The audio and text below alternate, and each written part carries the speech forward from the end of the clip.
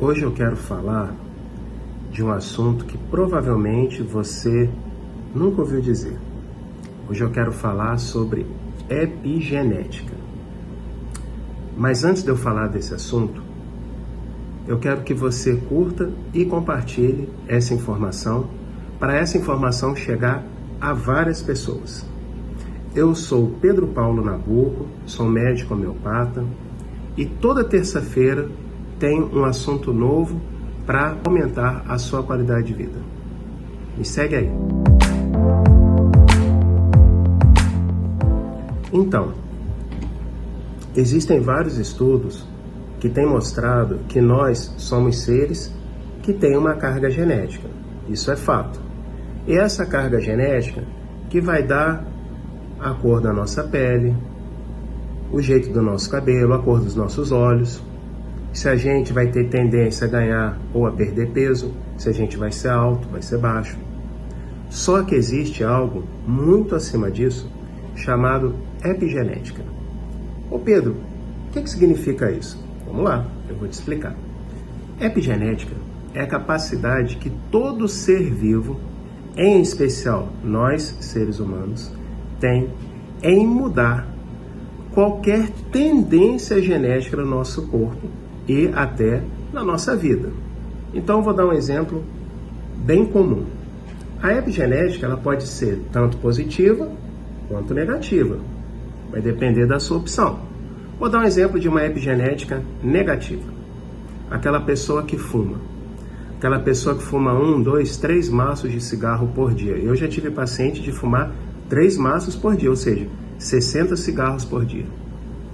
Essa pessoa, ela teoricamente, ela não teria um gatilho genético facilitado para ter um câncer de pulmão, ou um câncer de laringe, ou um câncer de traqueia, enfim, um câncer na árvore respiratória. Mas como esse paciente, essa pessoa, não importa, homem, mulher, fumou cigarro ao longo aí de 20, 30, 40 anos de vida, essa nicotina, esse alcatrão e mais de 120 substâncias que a maior parte nós da ciência não sabemos quais são, vão agredindo diuturnamente, várias vezes ao dia, o pulmão e as células pulmonares e as células da árvore respiratória desse paciente. E ele vai desenvolver ao longo do tempo, alguns pacientes, claro, vai desenvolver câncer. E não estava na programação genética, ele não tem um gatilho genético para ter câncer. A mãe dele morreu de idade, o pai dele morreu de idade, os irmãos que não fumam morreram de idade, mas esse paciente, por fumar demais, morreu por conta de câncer. Ele fez um quadro, ele fez uma epigenética negativa. Pedro, mas existe epigenética positiva? É o mais comum. Eu vou dar um exemplo. No meu caso, tanto a minha família por parte de mãe quanto por parte de pai tem tendência à obesidade.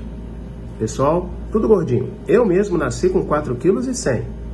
A minha irmã com 3,850. A minha filha, mais jovem, 4 quilos.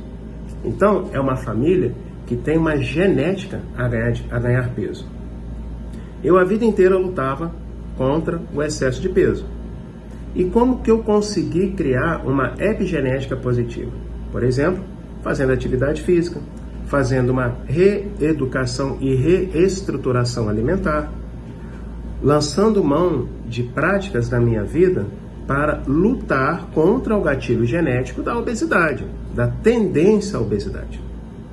E existem vários outros gatilhos que você pode lançar mão para melhorar a sua qualidade de vida. Por exemplo, a gente sabe que aquela mulher branca, magra, que não toma sol, que teve vários filhos ao longo da vida, ela tem uma tendência a ter uma doença chamada osteoporose ou osteopenia.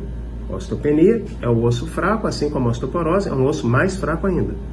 Se essa paciente fizer musculação, atividade física regular, principalmente atividade contra a gravidade, caminhada, corrida, se essa mulher fizer musculação principalmente, ela vai ter um ganho mineral ósseo, ou seja, ela mudou aquele gatilho da tendência a ter osteoporose ou até osteopenia. Claro que a homeopatia também dá para ajudar, óbvio, mas eu não estou falando de remédio aqui nesse nosso vídeo. Outro detalhe, outra condição que a gente pode fazer de uma epigenética positiva.